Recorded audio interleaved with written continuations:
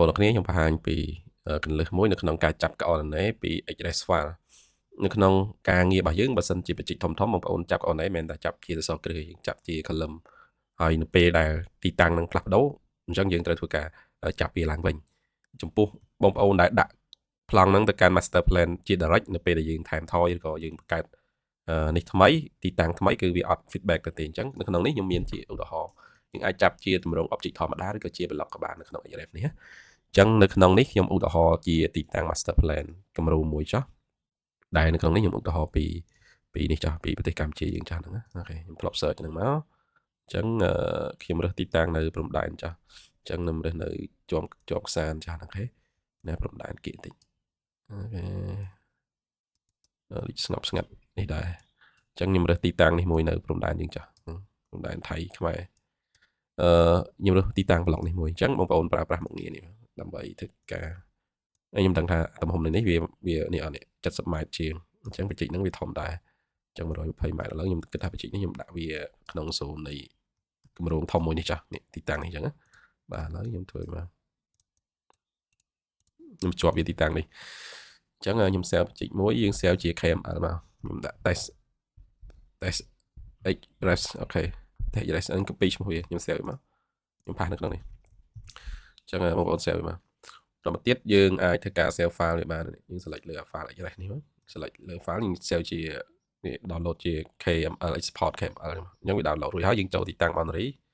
ចានេះមាន file ដែលយើងធ្លាប់ធ្វើខ្ញុំ clear វាចោលហើយយើងទៅ browser file ហ្នឹងមកពីខ្ញុំ browser ហើយយើងចុច load coordinate ហ្នឹងចូលអូខេអញ្ចឹងនៅក្នុង coordinate នេះពេលបងប្អូន generate យើងចង់ generate ជា ម៉ែត្រឬក៏ជា millimeter បងប្អូនចាំថាជាទូទៅប្លង់នៅ AutoCAD គេគូសជា millimeter អញ្ចឹងនៅពេលដែលយើង express file ខ្ញុំ recommend បងប្អូនយក millimeter ទៅបើយើងយកជា meter យើងពិបាក scale ឡើងយើងវាខុសទីតាំងសិនយើងអត់ចេះ scale ខ្ញុំ generate AutoCAD មកបងប្អូន preview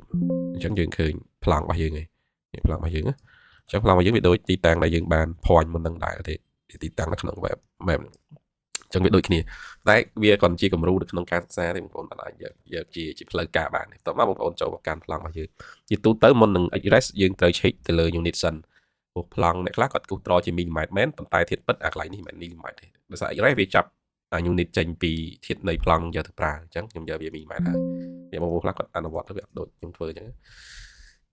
នេះគឺខ្ញុំ save ឈ្មោះវាប៉ុន្តែកន្លែងនេះបងប្អូនដើម្បីងាយស្រួលខ្ញុំពេលយើងប្រើ W block អញ្ចឹងបងប្អូន specify point វានៅកន្លែងនេះមួយចុះកុំឲ្យពិបាករកទីតាំងឆ្ងាយអញ្ចឹងខ្ញុំដាក់ថា coordinate ខ្ញុំអូខេទៅ save យើងចូលទៅកាន់ទីតាំងនេះមក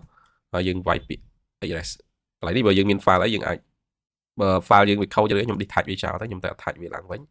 អញ្ចឹងខ្ញុំដាក់វា coordinate អញ្ចឹងវាសួរយើងដែរហើយយើង specify point អញ្ចឹងឥឡូវខ្ញុំ select វាអញ្ចឹងមកខ្ញុំចុច OK អញ្ចឹងនៅក្នុងនេះគឺបងប្អូនក៏បច្ចេកនឹងនៅរឿងធំខ្ញុំ scroll លើនេះមកដាក់វា block មកខ្ញុំយក scale វាមួយមកខ្ញុំ scale មកតោះមកខ្ញុំ rotate នេះខ្ញុំយក zone វាមកអញ្ចឹងវាត្រង់អានេះវាចូលល្មមតមកទៀតកន្លែងនេះយើងអាច rotate វាបន្តិចមកដោយសារបច្ចេករបស់យើងជាទូទៅបងប្អូនណាគេធ្វើបច្ចេកតាមរៀងដូចយើងគឺប្លង់ឥឡូវខ្ញុំ rotate ហើយជានេះយើងដាក់វាចូលអញ្ចឹងទីតាំងកអណៃហ្នឹងគឺទីតាំងកអណៃដែលយើងចាប់នៅក្នុងនេះអូខេរៀងរបស់យើងអញ្ចឹងយើងមិនមែនចាប់កអណៃនៅក្នុងនេះគឺអត់ត្រូវទេហ្នឹងក៏បញ្ជាក់តែមិនមែន real ទីតាំងនេះបានជា real អញ្ចឹងយើងចុចកន្លែង coordinate មកយើងចុចនៅលើ express file បងចុចលើវា load នៅក្នុងការ load ព្រោះអានេះគឺសិតតែសរគ្រឹះអាហ្នឹងសរគ្រឹះប៉ុន្តែនៅក្នុងហ្នឹងវាមាន side call ដែលខ្ញុំឲ្យបងប្អូនមើល side call នៅកន្លែងនេះអាហ្នឹងវាមិនមែនជា block ទេតែយើងអាច extract coordinate វាបានអូខេកន្លែងនេះមាន side call មួយដែលខ្ញុំ explode វាចោលបាត់ហើយតោះមកកន្លែងនេះខ្ញុំប្រើ take វាឲ្យវា show តិចនៅលើនេះហើយខ្ញុំយក digital វាតាមមួយបានហើយ scale តិចនេះបងប្អូនយកខ្ទង់100អីចឹងមកវា load បង្ហាញលើនេះដើម្បីផ្ទៀងទាត់ទិន្នន័យ coordinate ដែលយើង select មកនេះតើវាត្រូវអត់ទេអញ្ចឹងអានេះខ្ញុំយកវា50 100អញ្ចឹងតែមាន coordinate ខ្លះវាអត់ចាញ់ប្រហែលជាខុសឈ្មោះ block ឬ block អត់មាន block ឬក៏ប៉ុណ្ណនេះវាជាប់ block ច្រើនតាំងពេកបងប្អូនតែខ្ញុំចាំអាហ្នឹងអីណាអូខេនេះតើខ្ញុំផ្ទៀងទាត់វា block ស្អីគេ property វាអញ្ចឹង block វាអូខេឥឡូវខ្ញុំ clear វាសិនខ្ញុំមើលទៅវាខ្វះ block យើង clear វាមកនេះជាខ្វះ refresh ទិន្នន័យសិនអានេះវាជាប់តិច select similar មកខ្ញុំទៅ test coordinate សិនថ្មីខ្ញុំ clear អស់ហើយហ្នឹងយើង flash វាហើយក៏បានដែរ link វាមកចុចអញ្ចឹងអានេះមាន coordinate នេះមួយhatch rotate angle